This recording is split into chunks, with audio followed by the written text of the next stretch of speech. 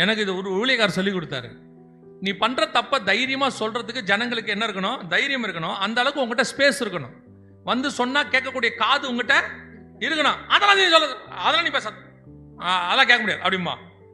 அப்ப என்ன ஆகும்னா, ஒரு இடத்துல எல்லாரும் உன்னை கைவிட்டுருவாங்க. என்ன கைவிட்டுருவாங்க? அவன் கேட்க மாட்டாங்க, அவன் சொன்னா கேட்க மாட்டான், எதுக்குங்க அவன்கிட்ட சொல்லிட்டு அப்படி அப்படி அப்படி எல்லாரும் விட்டுட்டாங்கன்னா நீ ராங், தப்பான இடத்துக்கு போறீங்க.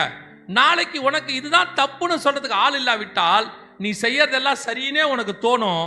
உன்னை கண்டிக்கிறதுக்கே ஆள் இருக்காது. அந்த மாதிரி இடம் ரொம்ப டேஞ்சர்.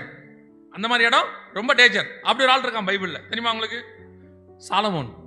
சாலமோன் பார்க்கறதுக்கு தான் ஆள் ஞானி, பயங்கரம். ஆனா ரெகேபியாமுகிட்ட வந்து அவன் பையன்கிட்ட ஜனங்க சொல்லுவாங்க, உங்க அப்பா எங்களை கடினமாய் நடத்தினார் அப்படிம்பாங்க.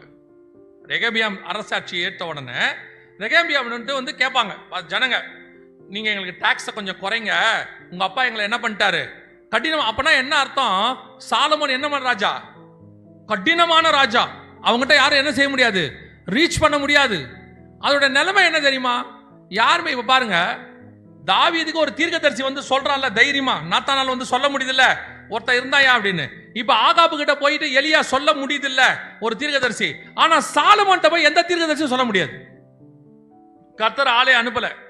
வாசிங்க 1 ராஜாக்கள் 11:9. ஆகையால் இஸ்ரவேலின் தேவனாகிய கர்த்தர் சாலமோனுக்கு 2 விசை தரிசனமாகி. ஏன் அவரே தரிசனமாகணும்? ஏன் அனுப்ப முடியாது? யாருமே அனுப்ப முடியல பாருங்க. சிலருக்குலாம் யூதாஸ் மாதிரி நேரடியா யார் தான் பேசணும்? ஆண்டவரே தான் பேசணும். இதை வேற இவன் என்ன நினைச்சுப்பான் தெரியுமா? ஆண்டவரே என்கிட்ட சொல்லட்டும்பா. நீ மனுஷன் பேச முடியாத இடத்துக்கு போயிட்ட.